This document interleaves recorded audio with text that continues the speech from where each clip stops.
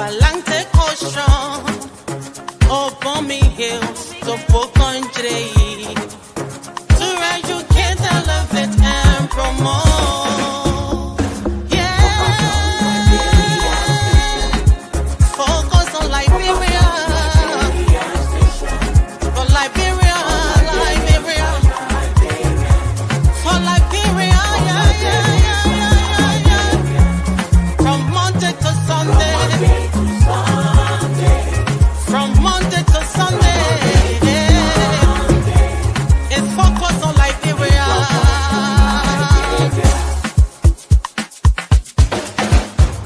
Talk about home affairs, in diaspora,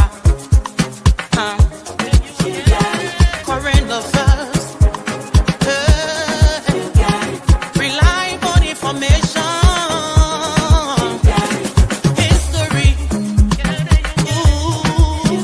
Talking about culture, politics, education, entertainment, business, sports, advertisement, articulation. Focus on Liberia. Focus on Liberia. Focus on Liberia. From Monday to Sunday. Focus on. Hello, ladies and gentlemen, and welcome to Focus on Liberia. We are live on FWL TV and Kear Radio 95.9. My name is Dennis Jai, and we're broadcasting from Atlanta, Georgia. In this edition of FOL on Kear Radio, we're going to be talking on the business, economics, and finance side. As you may recall, our domestic debt recently been audited, and there have been some key findings at that front. And we'll talk about that. Representative Yogbo proposed a 25-year development plan, and also the GAC is about to kick off a system audit of the House of Representatives, some would say for the first time in our recent history. I'm joined by our producer at Kear Radio, Mr. James T. Wakwe. James, welcome to the show. Thank you so kindly, and I'd like to say good afternoon to all of our followers, our viewers, and those listening via the radio. Let's hope and look forward to a wonderful show this afternoon. Thank you. Also, FOL resident economist Thomas B. Kanner is right here. Tom, welcome to the show. Thank you, Dennis. Hi to you both, and hi to all the listeners that are both in and out of Liberia that follow both Kear Radio and Focus on Liberia. Thank you. And we want to welcome all our viewers from across the globe. Also, welcome all our listeners listening to us on the radio in Liberia, from Cape Mount to Cape Palmas, from Mount Nimba to the Atlantic Ocean, from Bomber Hills to Bokonjide. If you're listening to us, we say welcome to the show. Let's talk Liberia. Let's talk, and let's begin to discuss. So, as I said, Representative Jerike Yogbo is proposing the development of a 25-year national development plan for Liberia. According to the representative, the 25-year plan will do a lot of things, guarantee strategic continuity across successive governments, ensuring a sustained focus on Liberia's core priorities, among others. Tom, let me start, by saying we have the arrest agenda, and we have had different plans from successive leaders. What is Representative Yogbo actually proposing, and why? Thank you, Dennis. So before I come to your question, I just wanted to give a background to how these plans have become very regular, and they are almost part of the running of countries these days. So if you go back to the the 1950s and 1960s, we had basically two kind of development approaches that countries were following. Some were following the socialist, which in many instances were overly dominated by national planning. So you had to plan everything from the center. And then the other ones that follow the market approach, you allow the market to be able to determine how resources are allocated and deployed. So from the 1970s, in the developing world particularly, we had this issue of the high level of debt, because you remember if you go back to 1960, that's where specifically in Africa, many of the countries started gaining independence. That's why you see Ghana, Nigeria, all of these countries are very young countries. So when these countries became independent, in many instances, they had elaborate plans as to development. So they wanted to build dams, they wanted to build highways and all of that.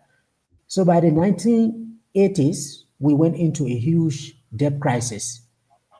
And by the 1990s, there was a huge advocacy around waiving the debt of developing countries. And so that's why you heard when we went out of civil war, we heard HIPIC. So after those debts were waived in the early 1990s, the international development community with the international financial institutions then decided that if your debt is going to be waived, you have to develop a plan to show how you are actually going to address poverty. So we went into the poverty reduction action plans.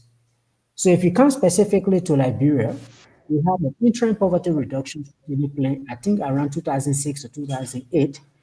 And then we had the PRS1 from around 2008 to 2010. So around 2011, 2012, the Governance Commission was asked to do a national visioning exercise because we wanted to transition from just doing development plans by a year or 2, 3 to 5 years to actually having a long-term vision as to where we want this country to go in the next maybe 15 to 18 years. So that's how the Vision 2030, it was back then in 2012 when Vision 2030 was carved out.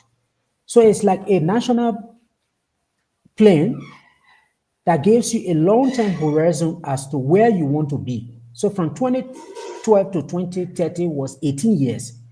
And so the decision was then that in these 18 years, we are going to implement the national vision, or we are going to implement Vision 2030 by implementing 5-year successive plans. So the first generation of a national development plan that came out of Vision 2030 was the Agenda for Transformation, which was from 2012 to 2018. And so when Madam Seli left, she completed the Agenda for Transformation and then she left. So when President Weah came, he then developed the Purple Agenda for Prosperity and Development, the PADP, which was the second series. But along all of that continuum, we were actually moving towards the implementation of the Vision 2030, which was 18 years. So President Weah left in 2023. That means the PADP time elapsed. And then we came to the development of the AAID now that you mentioned. So the AAID moves from 2025 because the development started in 2024, but it was actually finalized in 2025 and launched in Grand Bassa County. So the AAID moves from 2025 to 2029. So that means we have only 1 year left of Vision 2030. So at this point in time, we don't have a long-term vision. And the war is not going to end in 2029. We are going to be here beyond 2029. So the question is, beyond 2029, what is that framework that we have in place that will be driving our national development planning, that will be driving our resource allocation? Because when you develop a budget, it should be going towards achieving a problem or achieving a goal. So that's why Representative Yobo is saying, let's have a new national development plan or a development framework or a strategy that goes for 25 years. So what he's proposing is now even beyond the lifespan of the Vision 2030, which was for, I think, 12 years. Let's go for 25 years so that all of the things that you mentioned, strategic continuity, so that any government that comes can be able to develop their national development plan, but within that broader framework of where we want to be. So if we develop 25 years, say from 2030, 25 years down the road, it will be 2055, right? Right. Right. So the question we should be asking ourselves when we develop that plan is, where do we want Liberia to be in 2035? Do we still want the University of Liberia to be what it is? Do we still want the government structure to be what it is? Do we still want access to health services to be what it is? So I think what he is suggesting is that let's have a long-term plan so that it can bind all of us together. It can be a plan that is developed through consultation, the diaspora, everyone in Liberia, we all put our ideas together to come up with a long-term plan as to which direction we want this country to follow. And I just wanted to highlight some of the issues that he said this plan will help address, attract investor confidence. When you do this kind of long-term planning, you clearly position your country as to where you want to go. So even investors will take that plan and read it and say, okay, this is the direction Liberia wants to follow. One of the issues that is creeping in our society that we have not started addressing is the issue of housing, for instance. Do we have any low-cost housing in Liberia? We don't have. In the next 25 years, is that something we want to invest in? If you put it in that plan, then investors who are building houses, who are building infrastructure in terms of housing, can look at your plan and say, okay, Liberia wants to do this, and therefore I need to approach them. So when he talks about investor confidence, it's like saying to investors, we have decided this is what we want to do with our forest. If you are in this sector, you can come for us to engage. He also says it will be meant to promote equitable growth and decentralization. By 2035, do we still want procurement to be done in Monrovia for the counties? Do we still want chairs to be made in Monrovia for Grand Jide? We have to vision that. And then ensure environmental sustainability. We see when it rains in Monrovia now, what is happening with flood. The infrastructure that we are building right now will extend the changes in the climate by 2055. We have to think about that. And also foster national unity. All these small things that we can be talking about. Everybody demonstrating in the morning, in the evening. By 2055, do we still want to be there? So I think what he's saying is that we need to have a plan to lay down a roadmap as to where we want to go in the next 25 years. As I conclude, and I say, in my response to his unveiling of this, one thing I mentioned was that this is actually the responsibility of the Ministry of Finance and Development Planning. And Tom, you took it from my mouth. Why is Okay. it coming from a representative? Yes. So I want to say, but who is this guy? Because what he's talking make a lot of sense. But when we think representative, we're thinking bills but development planning, which is good, but why is it coming from him? This is something that is a bit strange. And that's why when I saw it, I responded and said, this is the core mandate of the Ministry of Finance and Development Planning. Before the merger of the Ministry of Finance and the Ministry of Planning, this was the responsibility of the Ministry of Planning. So planning was to be able to look into the future and say, this is the direction that we want to go. And it's not only our planning ministry that will dissolve. There are other countries that have planning ministries. Some people have planning commission, but that's the responsibility of those planning entities to be able to look in the future. They are always ahead. While the other ministries are trying to solve the problem of today, the planning ministries are often in the future as to where do we want to go. So when planning was merged into the Ministry of Finance, we have a Deputy Minister of Budget and Development Planning, and then we have units in the Ministry of Finance responsible for planning. So it is their responsibility to be able to carve out a plan for long-term development. But the GC also has a role to play because the GC was established to make sure that we don't go back to civil war. So they have this responsibility of making sure that our governance system is working in a way that we can prevent an outbreak of civil war. So Vision 2030, for instance, it was actually led by the Governance Commission. They did the diaspora consultation, they did the consultations in Liberia at the district level, in all the counties to be able to come up with that Vision 2030. And then when it was developed, some of the things you see us working on today, like setting up the land authority, working on land reform, setting up anti-graft institutions to improve the way we manage our resources. All of that came out of that visioning exercise. So this is something that should actually be coming from the Ministry of Finance because the lawmakers cannot develop a development plan. Even if this conversation takes place, one thing they can only do is they will call the Ministry of Finance Governance Commission. Let's just also has a role to play because they are the ones that collect data for us and they also do a lot of forecasts on population dynamics and all of those things. But eventually, it will be the executive branch of government to develop this kind of plan, headed by or in collaboration between the Ministry of Finance, Governance Commission, supported by LISGIS, and all the ministries, agencies, and commissions in the executive branch of government.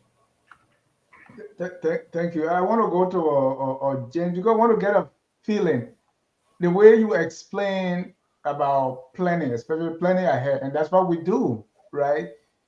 Even in our own homes, we want to plan ahead a little bit.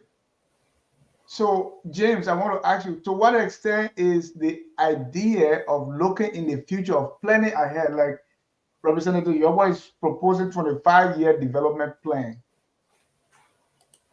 Is this something that is being discussed in Monrovia, not just from Representative Yobo, but planning ahead, looking far in the future?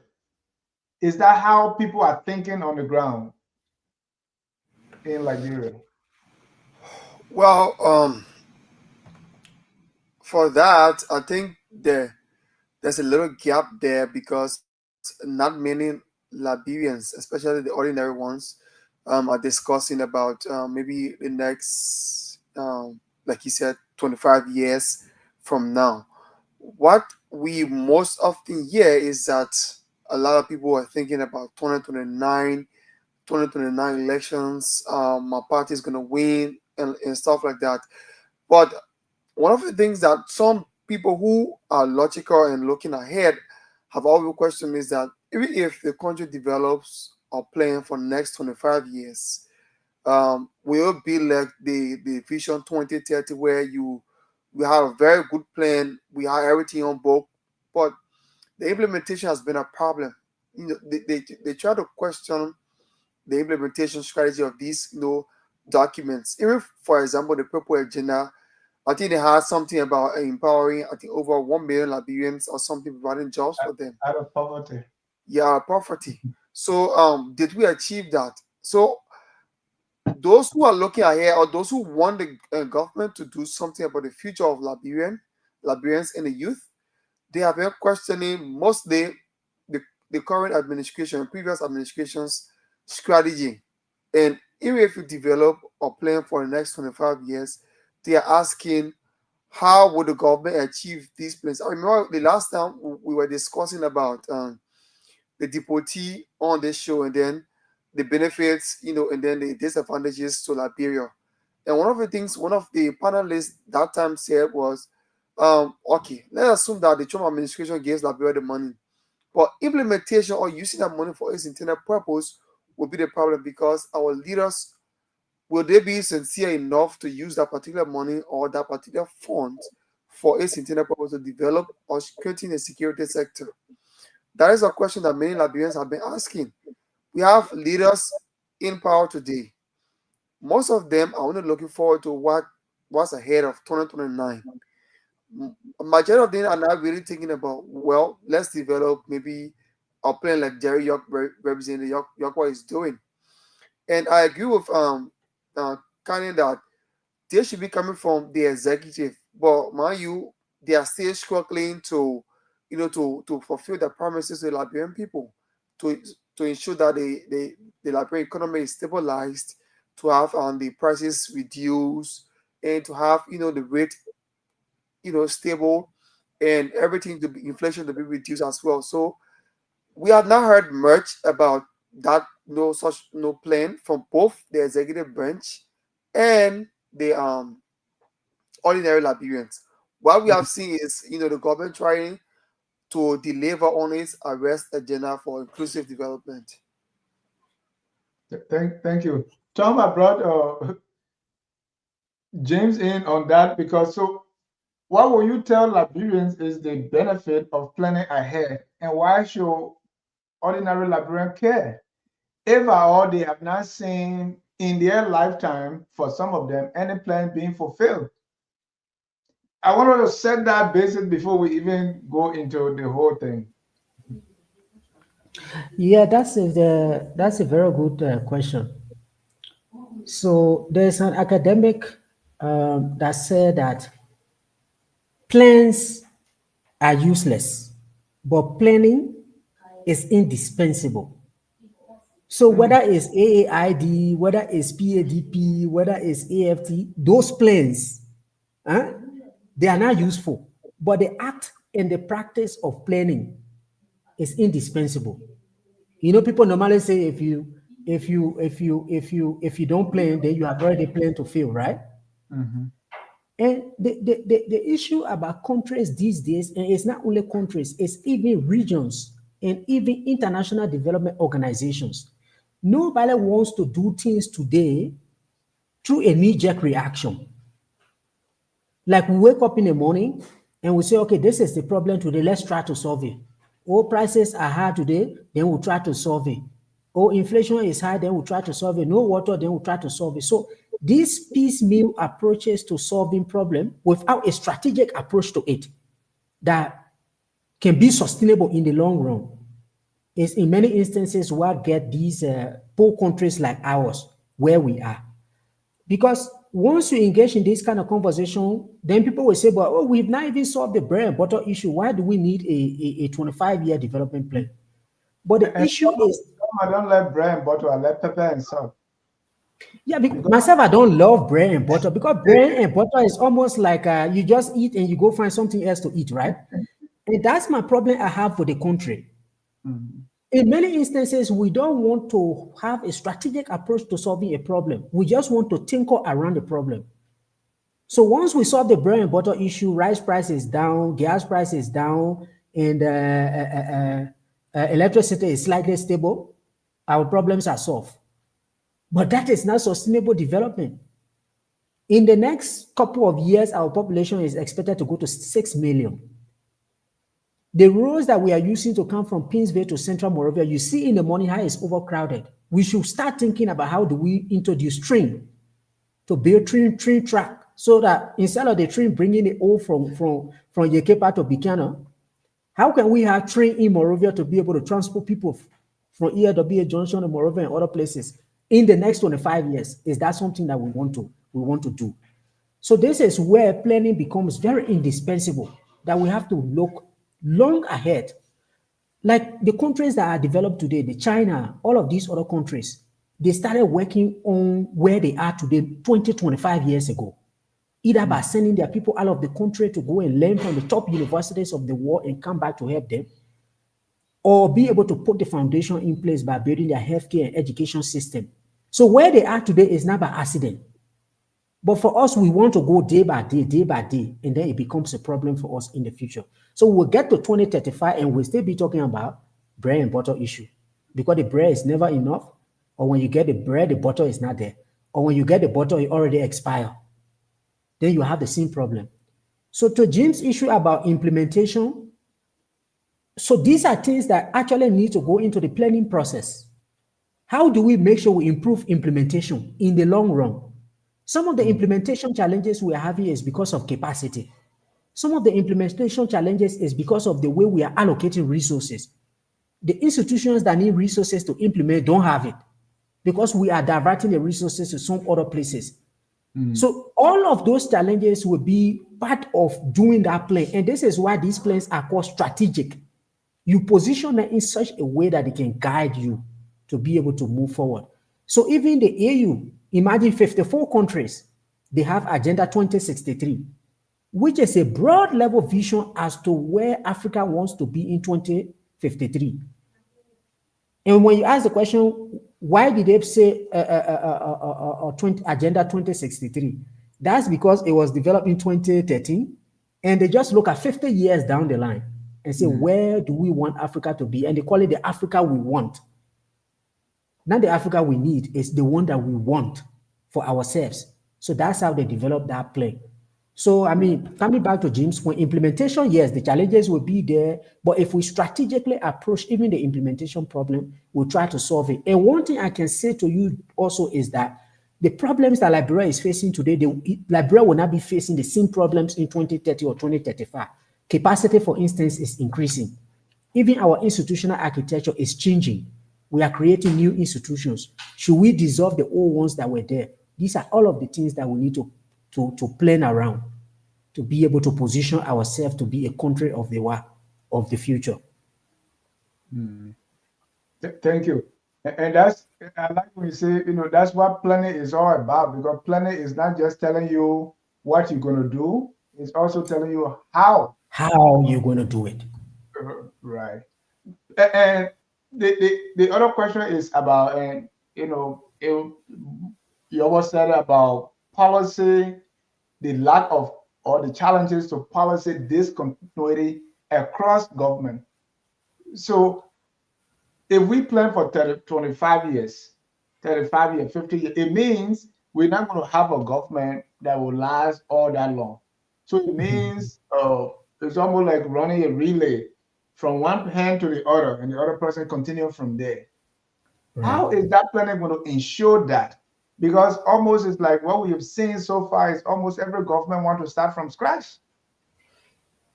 Yeah, How do we so address that policy discontinuity or challenge? so the point he's making is that if you have a plan that is developed outside these political subdivisions, right? Because if we say, for instance, we are developing the next 25-year national development strategy or plan, we're not going to be looking at whether you sedition or you CMC member or you PAP member. We are going to be discussing as a country, where do we want to be at that point in time? And the way these plans are looking, they are developed at a higher level and broad enough to be able to accommodate if you want to change direction slightly. Like, for instance, when President Weah came to power, if you look at the PADP and you look at the agenda for transformation, they were addressing the same issues, but there were different prioritization. For instance, President Weah made the PADP had pillar one, core power to the people. So that was education, health, and other things. The AFT may have put infrastructure, but they are all within the context of making sure that Liberia can develop. So that continuity is going to be addressed in the fact that the strategy that you will develop, the framework that you will develop, it will be high level. Who doesn't want a modern state?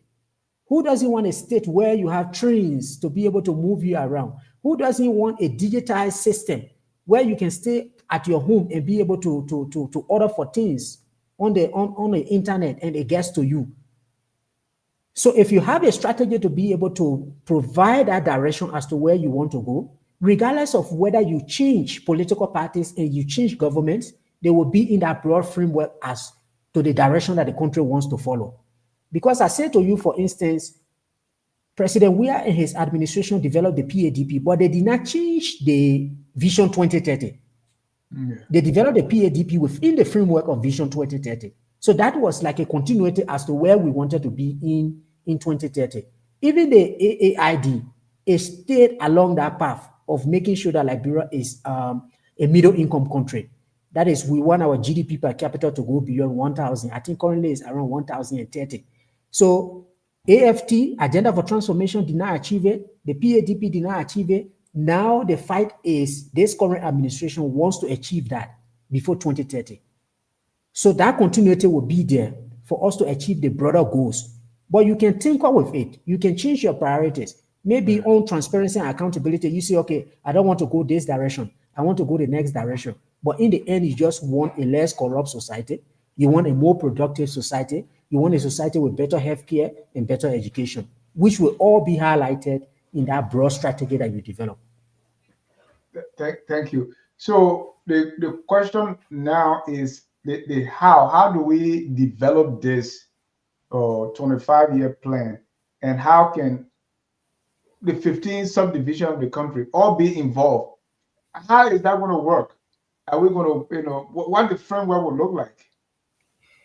So, in terms of how it is done, this is not something that we'll be doing for the first time. So, we did it with the visioning exercise of Vision 2030. And because it has to be an inclusive plan, you want to make sure that every facet of the society is involved with it. So you have to make sure you have conversation with the national government level institutions. If the GC and the MFDP, for instance, are leading this effort, they have to make sure they talk to LSJs. Where do you think our population is going to be by 2055? Maybe it will be around 15 million. Right now, we are around 5.2, 5.3, or 5.4 million. So let's just, we have to do their forecast as to where the population is going to be. Where do you think population is going to be most densely located? And all of that. The road infrastructure that we are doing, are we doing it to take it to people, or we are doing it to take it to just places where there's no human being? So you have to have consultation across, at the central level, at the decentralized level, talk to the people in the counties. You know, everybody has a vision of a better life. So even when you talk to people in villages, they'll say, okay, we want electricity, we want road in our community, we want to stop drinking from the well, we want pipe-borne water. Who doesn't want, Dennis, you? Who doesn't want to sit in the home and just turn the tap and get water? I You think you know. still want to be going to the well the way you used to do in Sano? You don't want to do it. So I'll go to the creek. Not yes. even what. Yeah. So the how question as to how we do this is, for instance, the MFDP, if it will be led by GC, they have to develop a concept note to say, okay, this is what we are going to do. It also requires resources. Where are we going to get the resources to do it? The consultations. Are we going to do the consultations only at the capital of the counties? Are we going to do it at the district level? Is it going to be the administrative districts that we use for the consultation, or the electoral districts and all of that? So you have to map out the stakeholders. You have to map out where they are. You have to map out the resources that you need if we are going to do diaspora consultation. Because you know now the dual citizenship bill has been passed. So you and myself, while we are not in Liberia, we are still part of this. In Africa, where are you going to meet with your citizens? Is it going to be in Nairobi, in Accra, in Egypt, and other places? So the how is actually to do a concept note and do a roadmap as to how we do this. And then you hire consultants or you hire firms. But like I'm saying, the how, we've done it with the Vision 2030. We've done it with the development of the PADP, the Agenda for Transformation, and the AAID. The only difference is that what he's proposing this time is a longer time framework. 25 years instead of maybe 12 or 18. So that means a little more granularity as to how you do the consultation, how you identify the issues to have the consultation around. But this is something we've done before, and I think it's something that we are able to do as a country. So the approach, I know you talked a little bit about the approach, but I want to, politics or the polarization as the result of politics have dominated our life for some time now. So what approach can be taken to make this broad-based so that we can actually take politics out of it, so that whoever finds it can run with it, and that the Liberian people can actually take ownership? Because even though government will put people in power so that they can lead us, but if we ourselves don't take ownership, if we don't think we have a stake in it, then it becomes the people thing. So what can be the approach so that Liberians, the ordinaries, Joe Blow can take ownership of this plan? This is a very good question, Dennis, and that's where you see the discontinuity can come in, right? Yeah. If you do it in such a way that, okay, it is our regime now, and therefore we are the one developing this plan. We don't need to talk to the other people. If you develop it that way, it can be for 150 years. When they come, they will divert, because they weren't part of the development process. So if we are really going to make sure that this can work and it can be broadly owned, then the development process of it has to be broadly participatory. And this is where it has to be apolitical, right? So even identifying the stakeholders, you may not want to identify the stakeholders by their political affiliation. Say for instance, like I was saying, if we say the consultations are going to be done at the district level, and we go to, I don't know the district you come from in Sino County, and we say we have a consultation to decide where we want this Number country to two, be. electoral Yeah, district number two. yeah. The reason why I'm saying this is once you say electoral district number two, then it's more like a political, That is because that political. electoral district number two has a representative that is elected on a political party platform. Yeah. So we could go with the administrative districts, Yeah, then that would be which are Jericho yeah, district. yeah, Jilipo district. So when we go to Jilipo district, we call everyone. They come as citizens of that district of the county, and we discuss. So whether they are seditions, they are LPP, they are DSP, they all come and we have that discussion. They are all part of it. It becomes inclusive. So we can do it at the district level. We have the consultations at the county level, and then in the diaspora, we can look at counties, countries around the world or regions to be able to do it. Also, for political buy-in, it can be a process where you invite even the political parties. CDC, CMC, LPP, PADP. Where do you want? If imagine you are the leader of Liberia, where do you want to take this country over the next 20 to 25 to 30 years? Let all of them participate because all of these political parties have their own direction as to where they want to take the country, how they want to take it. You want to make sure that that plan is broad enough to accommodate all of the directions that they want to take. So that means they should also be part of the what? The development process of the plan. So one party, especially the one that is in power, should not drive the process as if they are doing it for the party, but it should be done for the country. That's the way it becomes inclusive, and everyone is part of the product that comes out. As of today, what are the challenges today? I want us to conclude to move on to the next.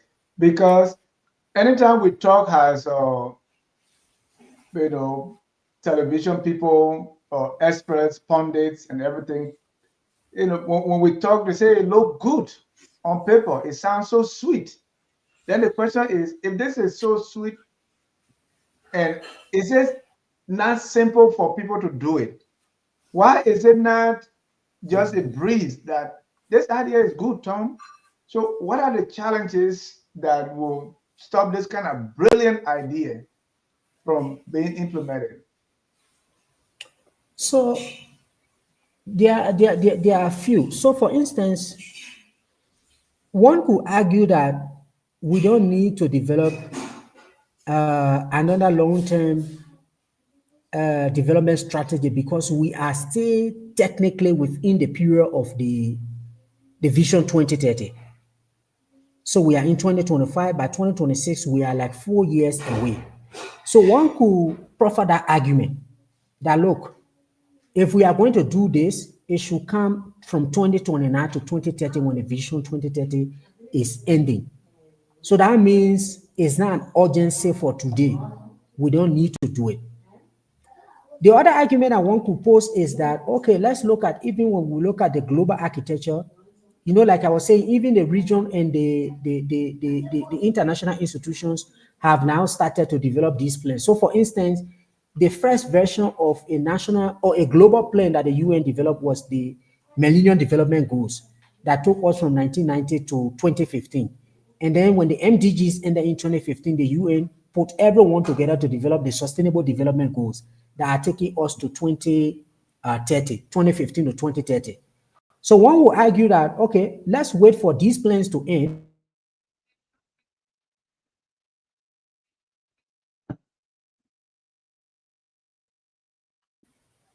Dennis, you Yes, I'm here. okay. So one will argue that these plans are already in place. Let's wait for them to end and then we begin. But my counter argument, especially from the SDG side, is that as a country, we don't always have to wait for the war to define where we want to go before we as a country define. So we don't need to wait for the SDGs to end before we develop the next national development plan. Also, do we want to wait for the Vision 2030 to end in 2030 before we start developing the next national development plan? For instance, the budgeting framework that we have in place now is called the medium-term expenditure framework.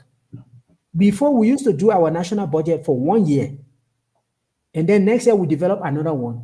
When you look at the way our our national budget is built now, we have 1 year for which we'll be implementing, and then we have 2 out years. Those 2 years have indicated allocations. So if you go to the budget, for instance, you will see, let's take the Ministry of Public Work, for instance. We say this year we'll get the Ministry of Public Work 60 million in 2026. But 2027 and 2028, we're getting maybe 75 million and 80 million. Those allocations that are done in the 2 out years, they are actually trying to link us to the development plan that we have, so that the budgeting process is not de-linked from the broader goals that we want to achieve in the National Development Plan. So the AARD takes us to 2029. Let's say 2028 national budget, it will have out year of 2029 and 2030. So those allocations that we make, even though they are not in the year for implementation, but what we guide them, they will be broadly, there is no framework to be able to guide that process. So I think this is a conversation that we need to have as a country to say, okay, this idea that Honorable Yogbo is proposing is good. Should we start working on it now, so that by that time in 2029, 2030, we already have something that is dusted up to be able to do it? For me, my position was, even in 2024, when the AARD was being developed, could we have done something with a framework that could guide our process beyond 2030, but we did not do it. So maybe those arguments that I'm discussing could be one stumbling block that maybe we don't need it now to do it in the future. The other thing, like James was saying, was, okay, we are overwhelmed with all of these price of sugar, price of this. Let's focus on implementing the AARD. But again, that's a short-sighted way of looking at long-term sustainable development. We need to be looking further into the future as we address the issues of today. Another issue could be like even just a consensus around this. Can we have a consensus to be able to do it? Or some other people are saying, no, we don't need it now. There are other things we need to focus on. So there could be some of these things. I mean, to answer your question, there could be some of these things that could draw our attention away from focusing on something that he's proposing right now.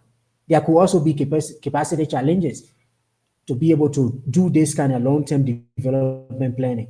And maybe we say we don't do it now, let's do it 2 or 3 years down the road. My last question will be now on this one, then we move on to our next topic. Is this has come from the House Representative Yobo, district number 12, right? He proposing the what direction now can be taken. You were saying this really should have been, this is the work of Ministry of Finance and Development Planning. I know we have that still, that development planning and budgeting, but it's like more of the budget side. We don't hear much of planning.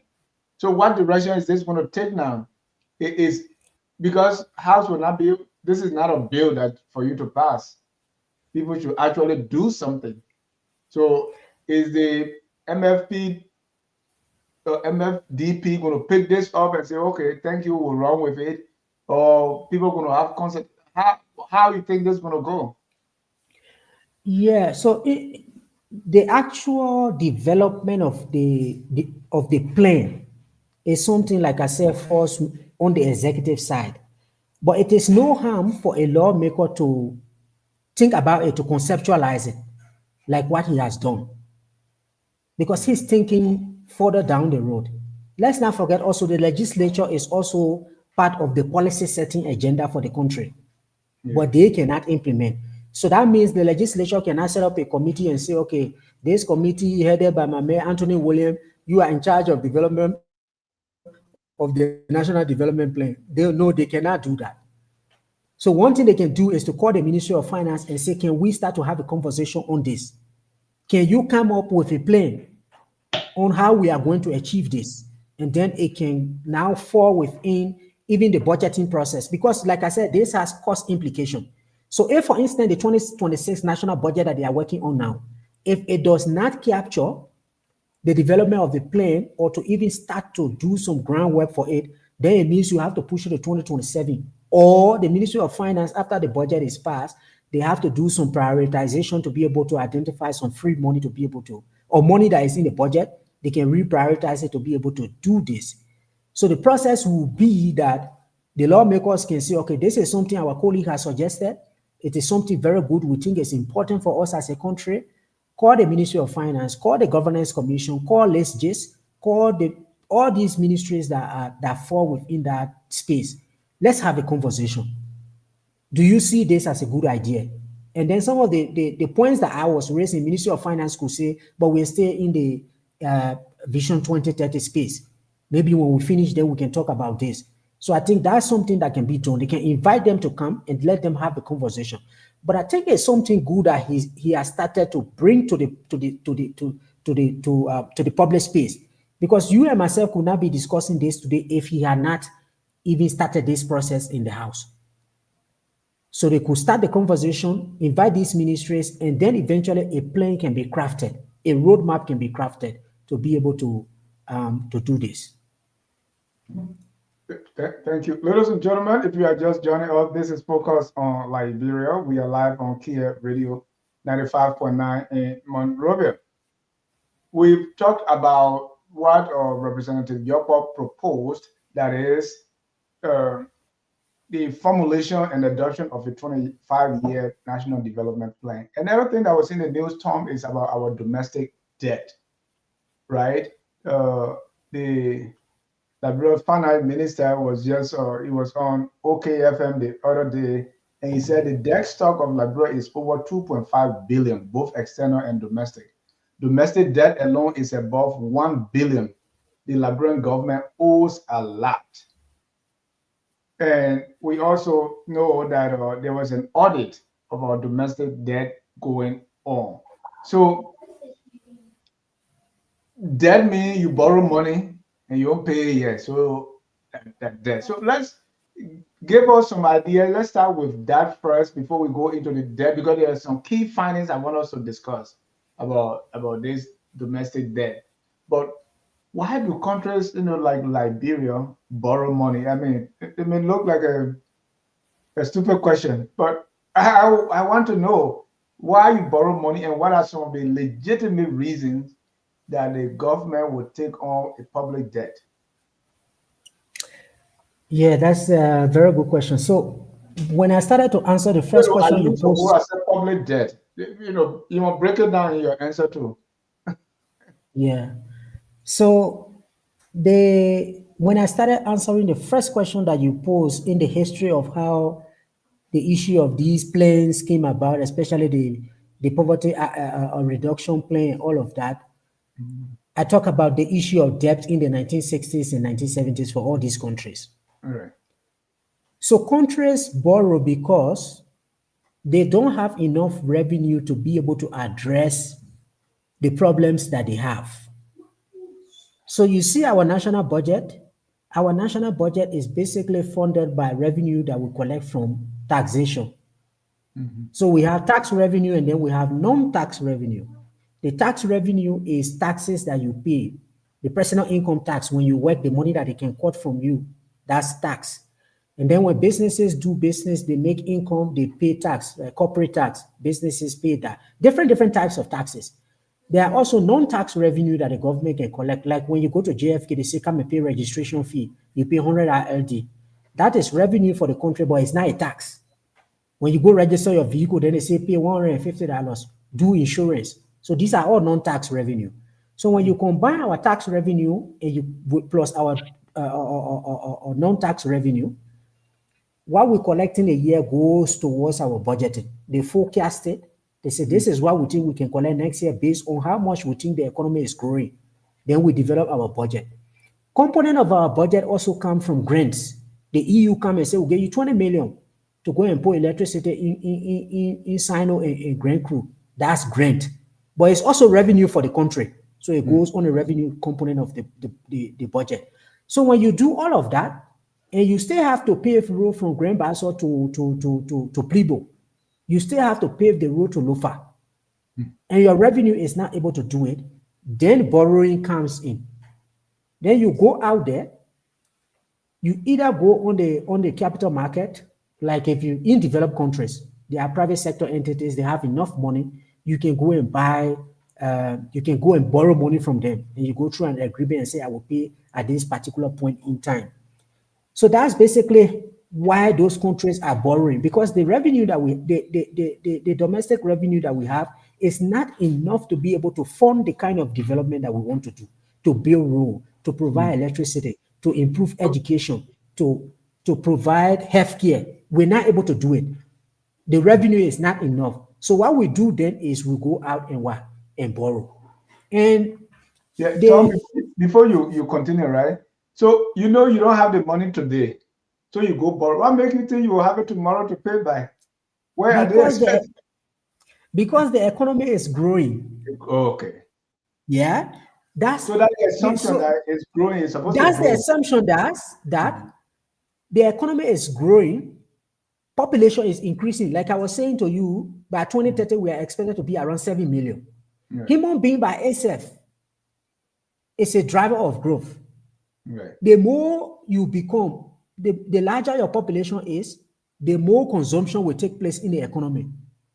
People will born many children, then they have to buy more diapers, they have to Right. buy more children food and other things. That consumption itself that is taking place in the economy is growing the economy. The government will be able to collect more revenue. Okay, today we are expanding access to electricity. We are hopeful that by tomorrow or by next year, because electricity will be in Grand Cru, you are now able to make water to be cool enough and sell it. You can make ice block and other things. So it is those assumptions, the growth of the economy, the improvement in productivity and other things. That means today we are not able to pay this debt, but we are able to pay it tomorrow.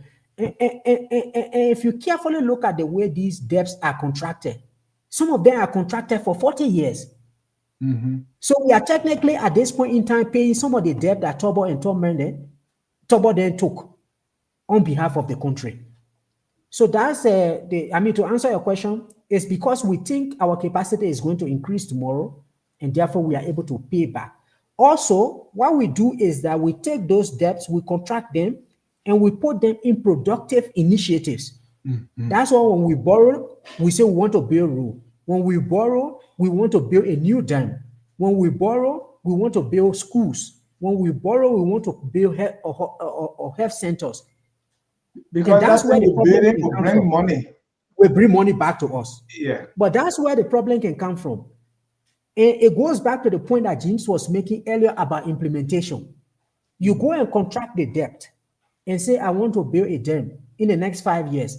Yeah. But the building of that dam, because of capacity issues or because people want to eat the money, it dragged on so long that even after the 5 year, the dam had not completed. That means the debt is waiting for you. And so when implementation becomes a problem and you don't deploy those resources to the sector that Right. need to bring back money to you, and you end up eating it, like you get to take loan from the bank. Instead of investing it in a business, then you get married. Then you You get a wrap married it. ring. Yes, you get a married ring now. You call your woman, baby. You finish married, but that man that you took the money from, his expectation was that you're going to put it in business. So by the time the debt is due, then he come by and say, where my money? He say, oh, my man, I got married. That's the problem. So Our we should honeymoon. not be borrowing to pay. Yeah, we should not be borrowing, for instance, to pay salary. We should not be borrowing for bread, only bread and butter issue. We should be borrowing for development so that we have the capacity tomorrow to pay. And when I spoke Yeah. about the debt crisis of the 1970s onto the 1980s, that is where it came from. Because all of these developing countries, they took so much debt, and then in the end, they are not able to pay. And we are gradually getting to that point also right now. Many countries in Africa, Latin America, and other places, we have huge debt and we are not able to pay. And because we are in a continent that is risky, people don't trust us, our cost of borrowing is very high. So other countries, they can borrow for 5% interest rate. When we go, they will say 10, 15%. Because they think that even in our next election in 2029, some people will be throwing stone and the country is going to blow up in fire again. You see what happening in Cameroon, in Tanzania, in other places. All of those things have implication on our borrowing cost. So when I asked the first question, the actual factual to say and explain how it affects the citizen. We're asking about why nations borrow money. So I think that's what he was adding to and say how it affects the citizen. It affects the citizen in the sense that, like I was saying, if that money that is borrowed is not put into adequate use to be able to give return, what you do to the next generation is that at that point in time when they need to be paying that debt, you will deprive them of some services. Instead of them now spending on education and health, they have to be paying the person that you borrow from. It's almost like, Dennis, your father take a debt from someone Mm. and he did not pay, and the person said, Dennis, you have to pay because your father took this money from me. Instead of you now spending on sending your children to school, you have to be paying that debt that your father took because your And father because took when the my money. father took it, he didn't send me to school. Yes. He went to party. He parted with the money. The money went away. Then you manage, you pay your own school fee. By the time you finish now, then they say you must pay the debt. So that's why, for instance, now people are saying that there are some African countries, the money that they are paying in interest payment on the debt is more than what they are spending on health and education. So it does affect the citizens in the sense that even though that money was taken in the past to invest in something to improve their life, but if that money that was borrowed did not go to uh, investing in productive capacities, it then affect them. But also one thing I would say is that when you listen to people in many instances, they say, "Oh, you're borrowing and you will burden our children that are coming in the future." The counter argument to that is that we should not overburden one generation to do development in the sense that when the other people come, they will just enjoy it. Yeah. Everyone has to share in that Yeah. development process. So that's I why like countries take this long-term loan, like 25 years and 30 years. So a you and myself pay for the road, we pave it, will go all the way to Lofa with high level of taxes, like 50%, 60%. And then we bear the burden when that money is taken from us by the government. It deprives us of something. You will not be able to go and drink your stout again. You can't go and drink your beer because the taxes are so high. Then the next generation that will come, they will drive from Monrovia all the way to Lofa on paved road when they did not contribute to it. But when we take a loan to build that road and we have to pay it in 30 years, that means 1 or 2, 3 generations, everybody will contribute to that road. it. So the debt, the way you talk about it, mainly external debt. Let's talk about Yeah, but there are two now. let's talk I about think I did. domestic debt too. Why people take Yes. on domestic debt, and what is this domestic debt? Who are we borrowing from? And why do we take on this one? Tom, you're freezing right there. Yeah, Oh, I'm here. I'm here. oh okay. So the domestic, the domestic piece of the debt, the external one, and let me just say that the external one for poor countries like ours in Liberia, in many instances, we don't have the credit rating to go out there and borrow like from the capital market. We mostly borrow from development banks, the African Development Bank, the World Bank, and the other institutions. Right? When we are in crisis, we take some money from the IMF. That's So where so our so that means like in America, you don't have credit to go to the bank to borrow. So you go to the payday loan that get so much interest, or you go to the Susu people. right. So internationally, these are the institutions that we owe. But then domestically, there are different ways we accumulate domestic debt. In many instances, people deliver the service, and this is where it's really tricky because domestic debt is mostly contracted in a particular fiscal year for which resources are budgeted, right? But the challenge is the budget is not, when the budget is developed, it doesn't mean that the cash is already on hand. It's a forecast to say we think we can collect 200 million next year, then we do the budget on it. So along that implementation, the PFM law actually says that before you can go into any contract, they call it commitment, before you can commit the government, you have to make sure that there is money in the national budget in a particular line that you can pay from. But because the revenue side of the budget sometimes can slack, and when you hear this budget shortfall, that means what we projected to have collected, we did not collect it. We go into commitment and say we are going to pay people when the cash is not available. And so after a specific point in time, when you don't pay that person, it transitions to debt. That means you now have to record it in the government book as debt. You went to one place and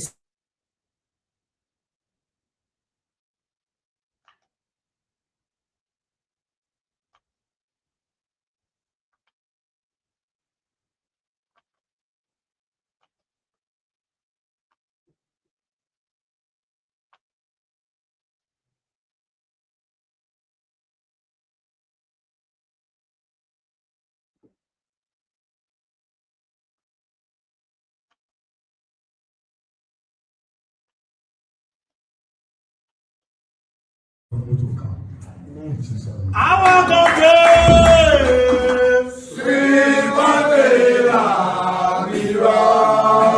our country, fellow Liberian,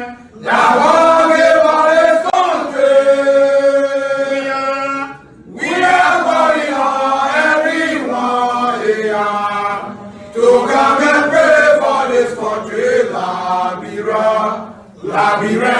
Dennis?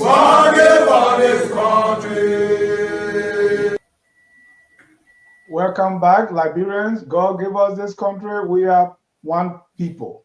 Tom, continue on domestic debt, please. Yes. So what I was saying was the domestic debt is slightly different from the nature of international debt, right? You go and borrow and you say you want to build road, you want to build hydro. The domestic debt, in many instances, is contracted through the implementation of the national budget. It could also have an element of development. Domestically means you are borrowing within your geographic limit. So if you go, for instance, to UBA, and say to UBA, okay, we want to pay government salaries for June, but the cash is not there for now. So you go ahead and pay the civil servants. And then eventually when we get the money, we repay you. If after a period of time you don't pay that money to UBA, it becomes a domestic debt. So our domestic debt is owned to the banks that we have in the country. It's also owned to businesses. So the Ministry of X could be having a workshop, and they go to one place and say, we want you to provide food or feeding for the workshop, and we'll pay you. More Hawakobo shop. And then the person delivers the service. Then the ministry does not pay within a specific point in time. It will have to then be recorded as a what? As a debt.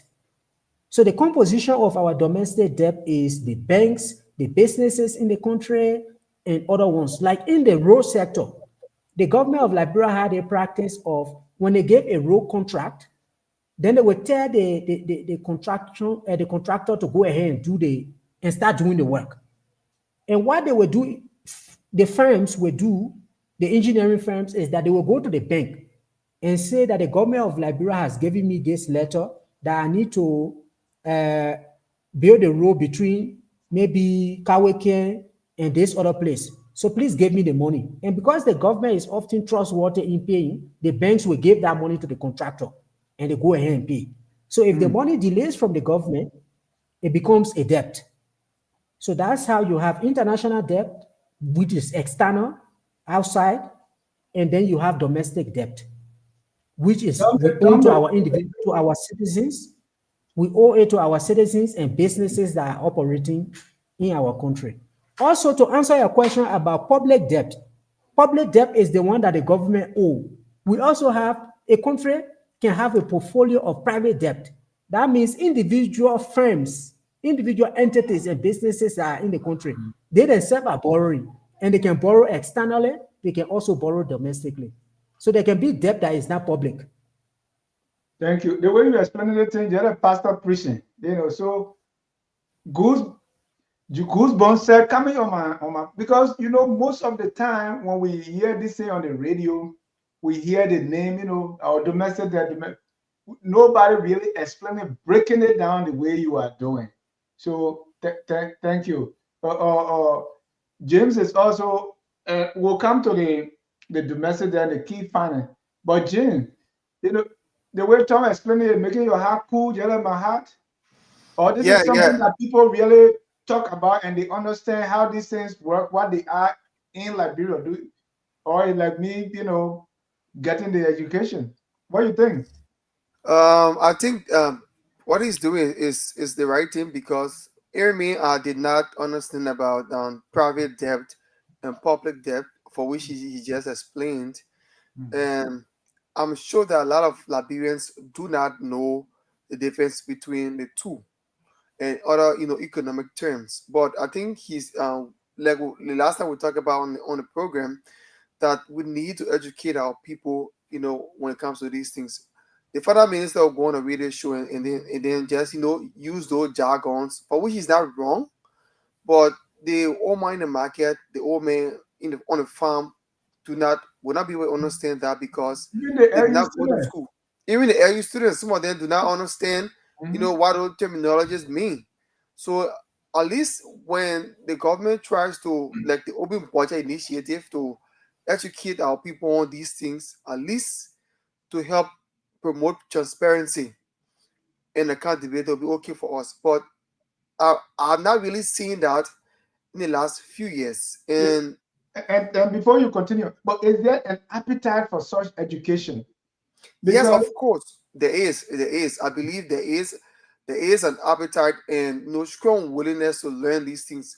If you even go to the intellectual centers, I think it's helping too as well. Where sometimes people go there, these students, intellectuals, and other people from different backgrounds, they go there to explain, break down certain things, and talk about certain topics. It's helping too, but to a larger extent or scale, on a larger scale, you do not have it like that, except for a few places where people go and talk about it. And Liberians want to learn about it. Even me, I want to learn about these terms. But again, if you don't have the resources or you don't have the means to reach out to people, it becomes difficult. all right, Tom, let's come to the recent audit that was done, right? And if I can read some of this, a recent audit conducted by the General Auditing Commission revealed that Liberia's domestic debt stands at 92.1 million in US dollars, along with an additional 259 million in Liberian dollars. The audit highlighted that about 88% of domestic debt claims submitted were rejected due to missing documentation and inconsistency, indicating significant weaknesses in the debt management system. This has raised concern about the validity of many claims against the government and the overall transparency of the debt process. Tom, break it down for us. Really, I just read. So they say, they look into the whole debt that we have over the years, and they say, they want looking like not correct. Tell us about that. Yeah. So like I said, is these debts accumulate one budget year after the other. Mm.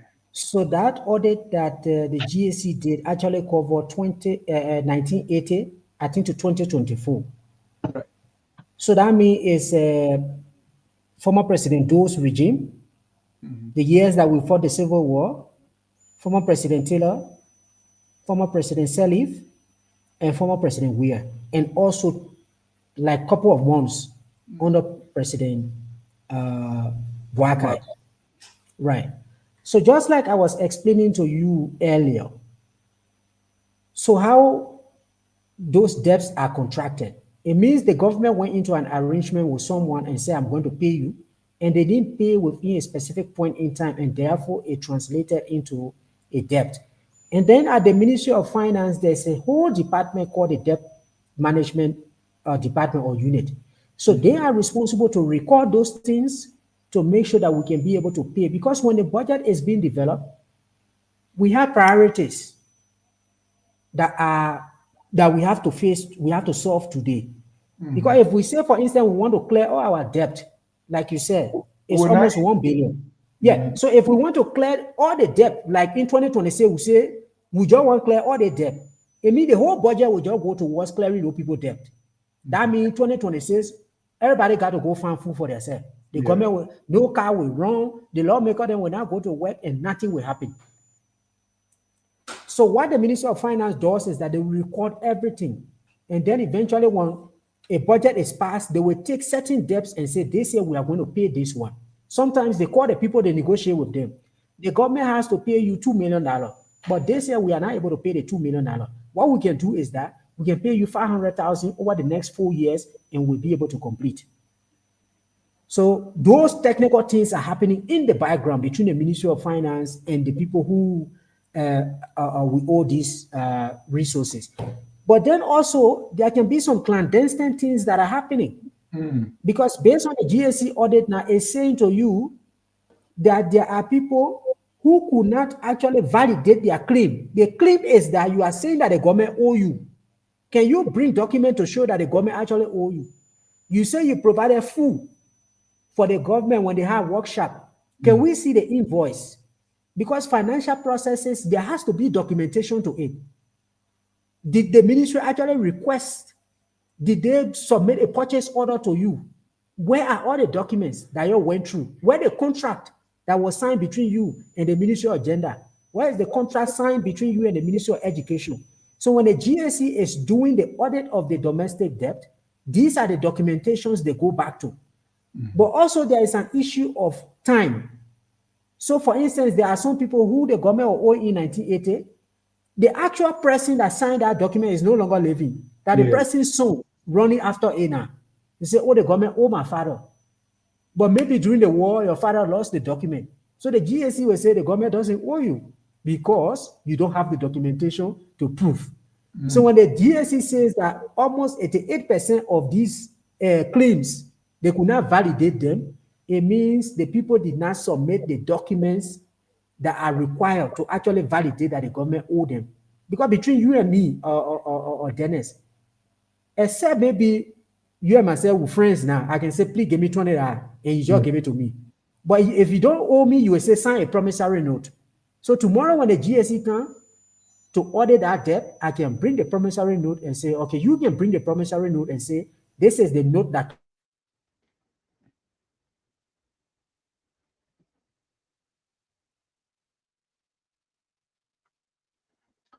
Ladies and gentlemen, this is focused on Liberia. We are discussing the domestic debt, and our guest is FOL resident economist Thomas B. Kane. He is breaking it down. Oh, James, you have you been able to, in your life? Do you owe somebody and you can't pay? Then time to pay. You say, "Man, I'm even very afraid to credit from people's help because it can be easy. So, Tom, these things can be true. They can be lying. The yeah, it paper can, yeah, they can. yeah, the paper can generally be missing. Or Yeah. what was between us was gentleman agreement. Right. But there's a contention around this GSE audit I just wanted to speak about quickly before I come to the issue you're raising, which is true. The GSE has actually audited the same portfolio of debt, I think back in 2021 or 2022. So you see, there are people who are claiming now that, oh, why did you audit the debt in maybe 2021, 2022? And you did not say that 80% is false. But now you are saying 80% is false. The point is, if you appear in 2021 and provided a document, and now when they were doing the audit this time, you did not bring the document. So the GSE can still say, okay, even though you validated it in 2021, but if you cannot validate it now, we cannot record it as something that is legit. So that nuance is something I wanted to actually clarify. But there are some of these debts, to be very frank with you, that are bogus because there are people who realize these things. And it's not something strange. We had a situation under Madam Salif where between the Central Bank of Liberia and the Ministry of Finance, they were paying vouchers twice. So that means James will go and deliver a service to the government, and the government needs to pay him $250,000. They will carry that voucher to the Ministry of Finance, they process it and go to the Central Bank and take the $250,000. After 1 to 2 days, they will go and submit that same voucher and go through the process and go to Central Bank and they pay. So instead of $250,000, the government will pay $500,000. So some of these debts are truly not legitimate. People just did these paperwork and say the government owe me, they will get it out in some way to defraud the government. So it's a combination of some that are true, some that are not true, some that are so old that you can't find document, and some that are recent enough that people can be able to provide the documents to prove. I don't know if the GSE was able to put it in categories. The one that were from 1980 to 1990, the debts are from 1990 to 2000, and so on and so forth. I didn't. Was the GSE able to do that so we can have a clear? Because let's say the one between 1990 and maybe 2000, we can say, well, that wartime, or the one between 1980 to 1990 is that was President Do time. I'm thinking those days the debt was not accumulating as much as it is today. I want to have some ideas if there is. No, once you mention a specific debt, you have to clarify the time frame because all of them, like I said, they are all recorded in the debt management unit in the Ministry of Finance. So even if the GSE did not do that categorization, the time periods that are referenced will give you an idea of this debt. It falls within this timeline. This debt was under this other president. Because So once a who debt is, wrote that? Do we know? I mean, the GSC will not do it in such a way that they are doing the debt by the Which presidential time term. period we have more debt? We have more bookers debt. I think we have to take the report now and be able to do that kind of analysis because they are not. It's not like a presidential term that they are going to do. Yeah, you targeting one president. It's just that duration, that Yeah, continuum. But like I said, every debt will have a timeline to it, a specific point in time. good. So with this recent audit, what is first of all, what implication does that have on Liberia debt portfolio? It will have a serious implication. So if those debts that the GSC said 88% are actually cannot be validated, then what will happen is that our domestic debt portfolio is going to reduce drastically. But like I said on a previous show, there will be people who will come back even after the audit is finalized to say, "Oh, I found my document." Mhm. When the GSC was doing the audit, I was not in the country, so here are my documents now, and it's a process that moves back and forth. But this is something, like I said in the previous show, the government should actually take it serious. Can you now really go into the audit report and be able to identify those people who the GSC said they have no document? Once you validate those and you write them off, then our domestic debt is going to reduce. Then what will happen? Our overall debt portfolio, like you said, over 2 billion, then it will drop down. Then it creates space for us to go and borrow more and do more development. But some of these cases, to be very frank, is going to go to court because the GSU will say it is not legitimate, and people will go to court and sue the government and say it is legitimate. So in some instances, it will be the outcome of a court process that will really determine whether that debt is bogus or is a legitimate debt that the government needs to pay. But to answer your question, it has serious implication on our debt portfolio. Because if we can write some of these debts up, in 1980, you can bring the document, all of that. We just take it from the book of the government. On the flip side, somebody say it's government here when they owe you, they don't pay after some time. They say, "Oh, bring document." So because of that, I'm not even going to trust this government again to do anything. Yeah, but again, the point I make is that it is during the implementation of the budget that those things need to be addressed, right? Because if the money is actually budgeted in the national budget is and you do the commitment, why don't you pay the people? Yeah, Because paying through the national budget implementation also links to the economy. If the government is holding back these resources and not paying the businesses, they are not going to grow and they won't create jobs. The economy will not grow.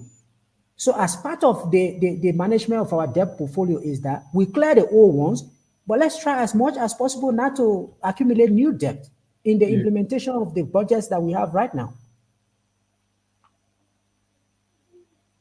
James, any question? We stay on the debt issue before we move on. Yeah, definitely. I want to ask a few. Um, but just as I look forward to maybe future in discussion, but there's something I want to know about between the two, because CDC claims that the United Party is being insincere when it comes to the debt portfolio. The United Party continues to blame the CDC for, the huge domestic debt that Liberia has incurred. So, you as an economist, looking at the political atmosphere between the two governments, and we have seen the finance minister talking about how they are working to reduce the debt, portfolio of Liberia, domestic debt. So how can we prevent such a thing from happening? Because government goes, government come, people will continue to shift blame and point fingers at one another for this. So how can we afford this and put the country on a right trajectory that the bank can begin to trust government and not be in a place where if you go to borrow money, they don't want to borrow because they think that the government might not want to pay and rather be shifting blame on other people. Yeah, that's a very good question because I think by 2018, because let's not forget that on the international front, after HAPEC, we got a debt waiver. And you know, Madam Salif and her government uh, spoke a lot about this. I think it was around 4.5 billion that was waived. Even though it was not Liberia alone, it was part of the broader debt waiver that I spoke about from the beginning of the show. So by 2010, 2011, we were really down. International debt has evaporated because it was waived, only certain portion of it. But when we were going through HEPIC, part of the argument that the international creditors were posing was, why do you want us to waive your debt? And then the domestic people that you owe in your country, they don't want to waive your debt. These are your citizens, these are businesses in your country. The counter argument was that, okay, these are already poor people. These are poor household, poor businesses. You are rich people. If they waive their debt, then it's going to affect them. So eventually, the debt waiver did not cover the domestic debt. It was only our international creditors, the Paris Club of Lenders and all of that, they waived our debt. So we almost started on a clean slate from 2010, 2011. So I think when President Salif was leaving, she left our debt for around a billion or so. By 2023, we went up to 2 billion. So when you hear people say, okay, our debt hugely went up, and it grew both on the domestic front and also the international front, because we're borrowing both from international and domestic sources, from the banks, even the central bank. You hear about this famous debt of 80 million, 83 million, or some more million. So that's how it went up. So by 2024, our debt to GDP ratio, that is when you take your overall debt and you divide it by the GDP, which is the value of the goods and services that we produce in a country in a year. Our GDP around 2024 was around 4 billion, I think 4.2 billion. So our debt to GDP ratio was around 58. Right now it has come down 56 to 58. Right now is around 51%, our debt to GDP ratio. That means the debt is declining. It's either you are not borrowing too much or you are paying what you already owe. Then your debt can come down. Then the ratio can drop. But how do we solve this problem? This is where national planning comes in, like we're discussing in the first topic. Yeah. How can we sit down and say, because the whole issue of national debt and all of that is part of managing our country resources. In Latin America and other countries now, they have something they call the fiscal council. So the fiscal council is made up of prominent PFM and PFM professionals and economists, which is a council technically slightly above the Ministry of Finance. You know, at the Ministry of Foreign Affairs, the Minister of Foreign Affairs has a foreign policy council, right? Right. So she brought all of these former ambassadors and people who work in the foreign ministry, and then they put this council in place. So that means when Liberia is doing something at the United Nations, they can ask their opinion. What do we do? So it's not that they are managing the foreign ministry, but they give advice. So that's why other countries have started doing that. They put this a fiscal council in place. Like you will go take our former citizen that was at the IMF, you will take her, you take some former foreign ministers and put the fiscal council in place. So even when you are borrowing, they look at it and advise you and say we can go ahead and do it. So these are some of the things that we can consider in the next 25-year development strategy. How Right. are we going to manage our resources? To what extent can we borrow? What can we borrow for? To be able to address the issue that James is raising. One government will just kind of do anything, and then in the end, they start to go on Facebook to blame themselves. They already put the country into problem. But we can address that through strategic planning, Tom, and you we can mentioned put it in a the word. plan. You mentioned a word, something that I want you to break down. Since you are the chief of explaining things, you said debt to GDP ratio. Or for us, if I go to the bank, if I go borrow now, they look at my debt to income ratio. They say, oh, Yeah, you make 20,000 a year, that your salary, but the money you yeah. want to borrow is more than what you make. Is the debt to GDP ratio will be the same as debt to revenue ratio, if I will put it that way? Explain debt to GDP and how does it apply to, because the one I understand is I'm borrowing more money than I make. So they would look at that. They say your this ratio here, the way it's looking, if you take this there, you will not be able to pay. So we can give it to you. Yeah. How does that work with So debt to GDP ratio in terms of a country? Yeah, it's similar to what you explained with just a little bit of a nuance. Okay. So every time you go to borrow, they look at your capacity. The reason why they are looking at your income is that it shows your capacity to pay back. Yeah. So that income, if your salary, let's say in America, you guys are paying 90,000, 60,000. Yeah. So if your annual income is around 60,000, that's your income. And then when you go to borrow 10,000, they will look at it technically and say, but if this guy is making 60,000, you should be able to pay 10,000 in a period of 6 months or 1 year. So that's your debt to your income ratio. They also look at So other if you, things you pay, your rent, your this. Is it if you pay all that, then what? yeah. So they will look at all of those ones. So that's why the banks are doing analysis before they can give you the money. So your income is what you get.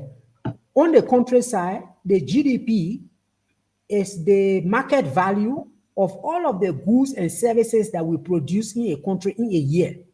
Okay. So everything happening in our country, from the government building roads, people selling kobo, people opening hotel, people renting cars, all of the goods and services, when we value it in a particular year from January 1 of this year to December 31st of this year, the market value of it is our GDP. Okay? So our debt is what we go and borrow. So when we contract a debt of, let's say our GDP is 4 billion, then we go and take a debt of 2 billion. That means our debt to GDP ratio is 50%. Right. We take that debt, we divide it by the overall GDP. And the reason why people pay attention to that ratio is that the higher that ratio goes, the more the likelihood that you will default on the payment of your debt. Yeah. Because your income is 60,000, then you go and borrow 50,000, which is around 80 to 90%. It is possible that you will not pay that debt because the only space you got left with your income is 10,000. And there are shocks that can happen. Your car will spoil, you won't fix it, they pull you, you won't pay your rent, and then you will not be able to pay your debt. So that debt to GDP ratio is a signal of your capacity to be able to pay your debt. There is also the other one we call tax to GDP ratio. The overall tax you collect will divide it by your GDP to show how much taxes you are collecting from the economy as your economy is growing. The last topic here, Tom, is the GAC, the General Auditing Commission. They kicked off a system audit of the House of Representatives, right? They say there was a big, program, and they say the General Auditing Commission officially launched a system audit of the House of Representatives. The process it started with this meeting with the House leadership, and then the GAC people, the Public Account Committee, everybody there, and they talked. They said they want to examine the financial system, the internal controls, and the compliance mechanism, so as to ensure transparency, accountability, and the proper use of public funds. So anybody government give money to, government is supposed to audit. The question now is, according to our law, we're supposed to do a comprehensive audit. But now the GA, they determined that these people, they don't have any record. So for us, we can do comprehensive audit. So we'll do system audit. Other people say, but our law doesn't require system audit. You're supposed to do comprehensive audit. So give us a little background on the audit that they're going to do, and why are we now doing a system audit instead of a comprehensive audit? Or is it that we can do, the GSC can do whatever they want? So if you go to the GSC law, it says that the Auditor General can determine the kind of audit to do at a particular point in time. The GSC can also advise. You could go to the GSC and say, okay, this county is not doing this. They gave them county development fund. They're not doing the work that they're supposed to do, and therefore we want you to do a financial audit. The GSC can advise you and say, okay, we think what we can do at this point in time, we can do a compliance audit. Sometimes you go and audit, but the audit is not focused on money. We are focusing on systems to see whether the people are following the rules and the regulations. So I think that leverage is provided the Auditor General in the act that created the GSC. But the point of why this audit is being done at this point in time and why is it important is critical in many dimensions. because the auditor, the GAC is called this, it's not only in Liberia, they call them supreme audit institutions. They are supreme in the sense that they should go out there and audit wherever the government resources are going. Right. That makes them supreme. That's why the Auditor General has a longer time frame in terms of tenure than many tenure positions that are in Liberia. Many of the tenure positions are maybe for 4 years, but the General Auditing Commission, the commissioner for the General Auditing Commission goes for 7 years. And it was done that way so that one president cannot just remove the head of the General Auditing Commission. That's why their tenure is even beyond the tenure of the presidential tenure. The president goes for 6 years. The GAC auditor, the Auditor General goes for 7 years. So they have a mandate to audit across the government. But we have had a situation since the Civil War ended. Audits have only been on the executive side. So you will hear they audit the Ministry of Gender, they audit the Ministry of Education, they audit Grand Cayman County, but they have never audited the legislature. And it is interesting in the sense that the way the PFM law is written, when the General Auditing Commission does an audit, that audit goes to the legislature because they say that they're the one representing the people. So the audit goes to the legislature. The legislature has a committee called the Public Accounts Committee. So in the Senate right now, the Public Accounts Committee is headed by Senator Connell. And then in the lower house, the Senate, the Public Accounts Committee is headed by one lawmaker from Magibi, I think Clarence Guy, Representative Clarence Guy. So the work of the joint committee, the Joint Public Account Committee, is that they review all of the audit reports. So when the GAC does an audit, it goes to them, they review it, and they will recommend to the president and say, based on our review of the audit report that comes from the General Auditing Commission, we see that this person, that person should be liable for criminal behavior. So essentially, you are reviewing the audit report and recommending implementation when you are not audited and you are part of the government. So that's where the legislature has found themselves since the Civil War ended. And the legislature is different in the sense that they have their own financial management system. It's not in place though, but that's the way it works. The government can transfer money to them and they use it as a branch of government.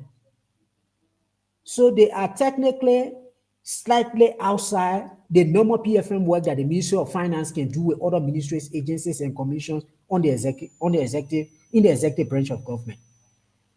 So since they've now been audited, I think they've come to a point where they are saying, if we are presiding, we are calling for people to be audited. What did they send in from one minister to conquest, then do this one? Why don't we be audited ourselves? So they finally agree. But one thing to say here is that this audit is on the lower house, which is the House of Representatives. The Senate has already concluded theirs.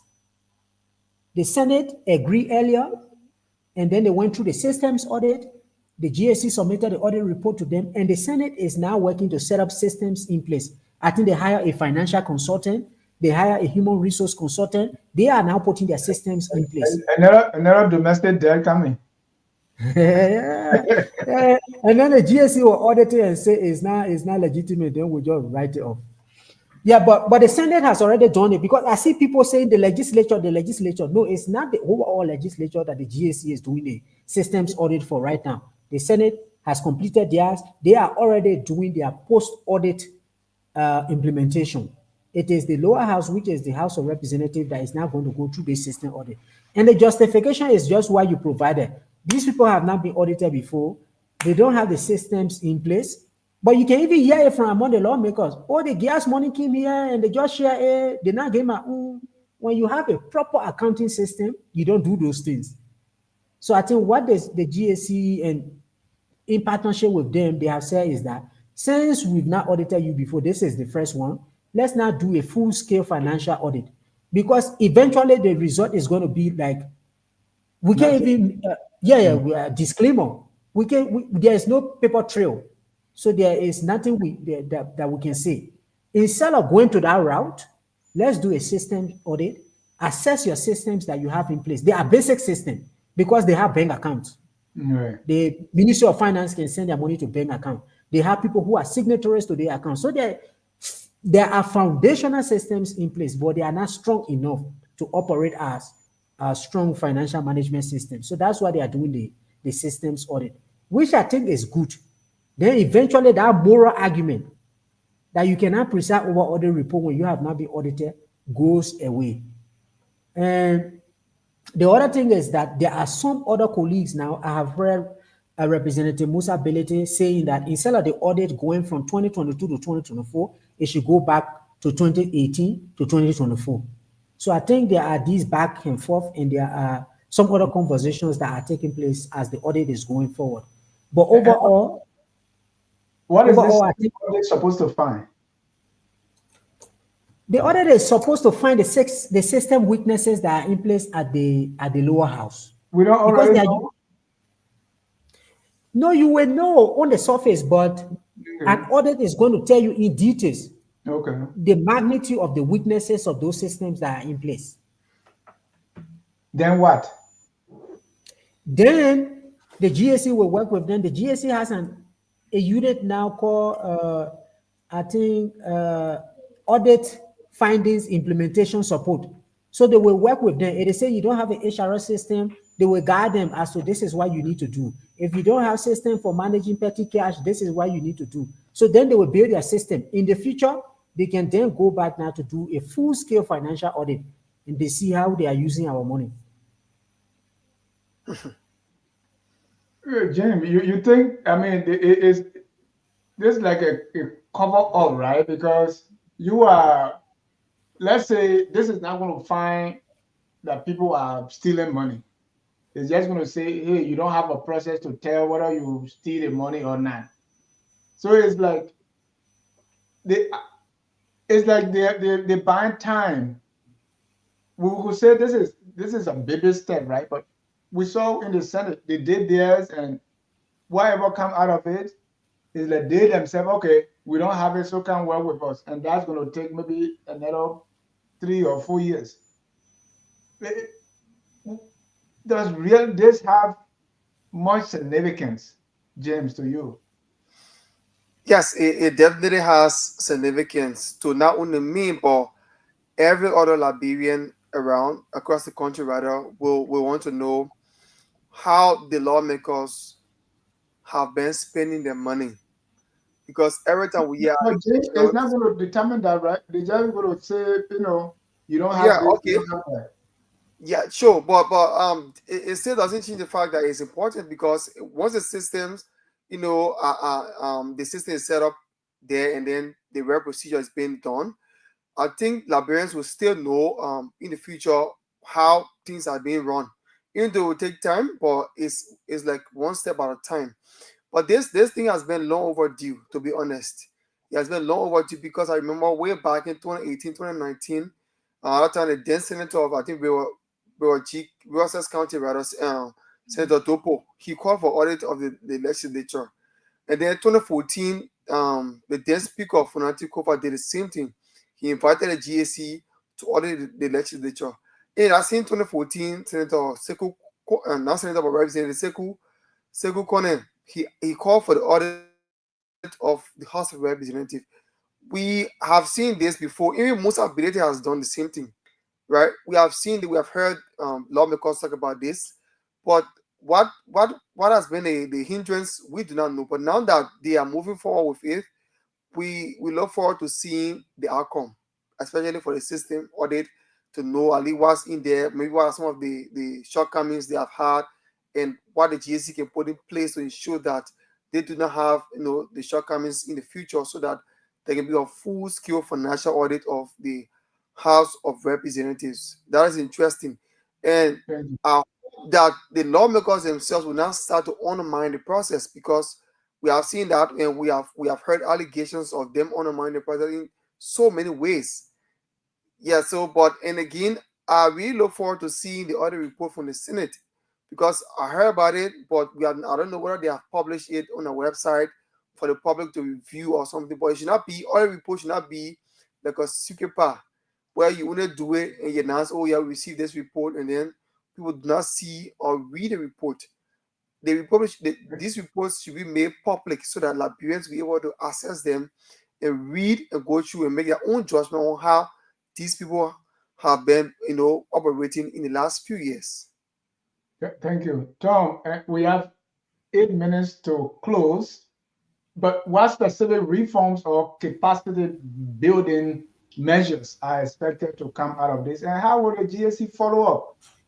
To ensure that these recommendations, what they recommend, are implemented. Is it going to be left with the good intention, the goodwill of the House to say, okay, let go to the next step? I think one thing I can say here is that times are changing. I mean, the focus on government today, the scrutiny on government, the advocacy for transparency and accountability from the civil society side to the individual citizen side. We had a situation before of, I think, some 30,000 during COVID, and it was so huge that even the lawmakers started refusing to take the money. So I think things are just gradually changing. So even the lawmakers have reached to a point and say, okay, let's just give it up in the lower house. Since the Senate has done it, let's do it and move it forward. So in terms of follow up, like I said, the GAC has a unit that when they do these audits and you are willing to work with them, they can work with you to guide you to see how you can improve your system. But that has to come from the individual institutions. The GAC is to do audit, but they might not walk in there and say, okay, we're forcing you to be able to do this if you don't want to do it. Like James was saying, this audit was started under former Speaker Kofa. The GAC went there, they threw them out, and all of that. So there are these political maneuverings that take place in some institutions because of the way they are powerful. Sometimes GAC even submit the audit report to them, they don't even want to implement. Yes, But I think the general pressure from the public, civil society scrutiny is making reforms to be able to take place. So the expectation is that when they do this, they should be able to to implement the findings of the report. Also, follow on audits. So there's a system audit. We cannot go 3 years down the line and then they call the GAC again and say, come do a system audit. No, we have put this behind us. The next one will be a financial audit. So a follow-up audit, the routine nature of audits makes institutions to be able to build their system because you don't want to do 3 audits in a row and all of the findings are the same. And you still have not solved the problem that was identified in the previous one. So I think as we are moving forward, the repetition of these audits will push these institutions to be able to address the limitations that they have. James, can we maybe get one or two calls from your side for the next 5 minutes that we have to be here? So Okay, please so announce the calls or the call. 0777959 0777959 0881 871 0777959 0881 871 670 0777959 0777959 0881 871 670 are the numbers to call, and let's hear from you on the program Focus on Liberia. And this is Kear Radio 95.9. We are discussing the GSC audit that is forthcoming at the House of Representatives. We also discuss Liberia's domestic debt and also other issues. So let's hear from you.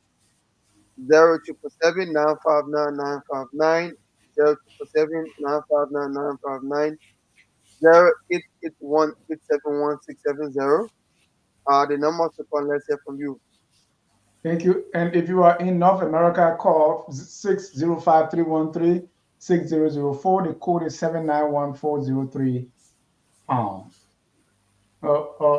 Tom, my next question to the audit and the House, I mean the Senate, I think, and that's the question actually. When was the Senate audit report released? Okay, let's say what came out of it, and what's going to be different about the House audit, because Okay, they, we have somebody here. okay. Welcome. Let's hear you. Yeah, Hello. yeah.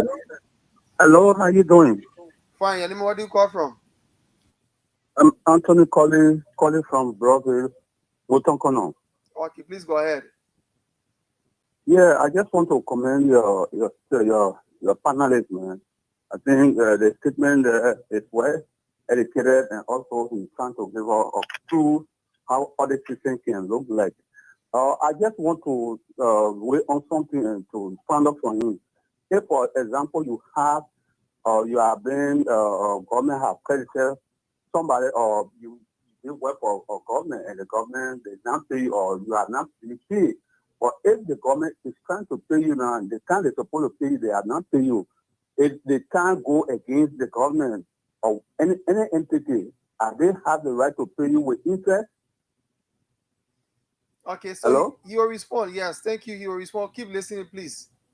Oh yeah, thank you very much. Thank you. He's very, yeah, his statement, man, he gave us some education, and we hope that you people should continue this kind of thing for other people, financial experts, to know what they're supposed to do in our country. Thank you. Okay, thank you so kindly. Keep listening.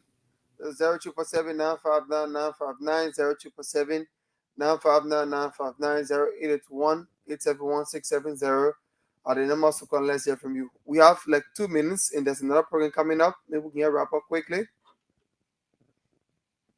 Tom, thank you so much. I know we discussed a lot. There were a few things on the audit that you probably need to talk about. We have 2 minutes to close, or maybe 1 minute. So please wrap up, and if there's anywhere you need to lay emphasis, if you don't have to talk about all three, even one, go ahead, sir. Yeah, so let me just answer the question that the caller asked. So, if the government should pay interest on debt that they owe you, it has to have been part of the agreement, right? So the government is borrowing $10 from you today. If that agreement that was signed between you and the government, it states that if you don't pay this money in 6 months, beyond the 6 months, you will pay me interest. That means when the government is paying you after 20 years, you will calculate all that interest and the government will pay it to you. But if that interest payment was not in the agreement, you cannot say to the government, oh, because you did not pay me, you were to pay me under Chancellor regime and you did not pay me, now you are paying me, you have to pay the interest. It has to be in a legally binding document, just to clarify his question. If not, if the interest payment was not part of the agreement, the government will pay you what they needed to pay you, regardless of the time that they are paying. On the issue of closing out, I think the conversation on the national development plan, like I said, is good that it has started. People have started to talk about this, regardless of whether it's in the legislature or in the executive branch of government. This is a conversation we need to have as a country to see whether now is the time to start working on it. Do we need to wait for 2030 and all of that? But I think it's a good discussion. Let's have a long-term development framework that is broad enough to be able to accumulate everyone. But like we discussed, it needs to be inclusive, it needs to be participatory so that everyone can have a stake in it. On the issue of the GSE audit, I think the ministry needs to take seize of the matter, all of their legal advisors they have to see those claims that GSE could not verify. Are people still available to verify them? If they cannot verify them, if it can be written off, it will help us to reduce our debt to GDP ratio. On the issue of the House audit, the Senate has done it. I think somebody was asking when it came out. I think it came out a couple of months ago. The Senate Pro Tem has spoken about it a couple of times. We look forward to seeing what will come out of the House audit report. But because the two of them are related, maybe the findings might not be that different. The findings might be similar to the Senate because the elder brother and okay, two brothers. Because sometimes they argue as to who is upper and who is lower. But it was a good show. We should continue to have these conversations. Thank you, guys. Thank you. And James, in your closing, you were on the ground. Many people, as we can see from this, probably not interested in hearing about these things from the viewership. How do we make you know share this or make it broad based so that more people will listen? I think that's because of the way everything in our country is. Our country has been politicized because if it's not politics or some big politician coming to appear, you don't have many Liberians, having interest. But I'm sure that there's still good portion of the population that believes in this kind of conversation and want to know about these things that we are talking about. What we need to do is just more publicity, engagement, sharing of the video, and trying to invite more people to watch and follow, share the video as well, invite others to come. Definitely, it also require consistency. Once we are consistent in this kind of conversation, every time, maybe every Thursday, Saturday, or something, we can have somebody to talk about these things. They will get used to it, and they will try to invite others to come. Say, look, nobody listen to this show, and then they have good people or some expert type of politicians that can kind of talk about these things. So come join me, let's listen, and just like that, we'll have people coming to view or to watch and listen to the video. Thank you. On that note, we're going to commit at least one Saturday morning in a month to talk about these issues, whether Sure, the sure. bread butter issue or cassava and butter pear issue. We're going to be talking. Thank you, Tom, and thank you, James, for the time. I want to thank our viewers. Always focus on Liberia, where we educate, we elevate, and promote all things Liberia. Tonight at 7, we're going to have another guest who's going to talk about the situation that is going on in Tanzania. We saw the Cameroonian election. Tanzania, the people are dying. A female dictator, woman president. So come and hear and be educated, be informed, and be enlightened. On that note, we close with a song that says, "We are all Liberians." Right after this show, Damawa Bofa will be coming out on a very informative show on the some of the issues that we need to hear about. Please keep tuned. Good day and God bless. We See are you guys. Liberians.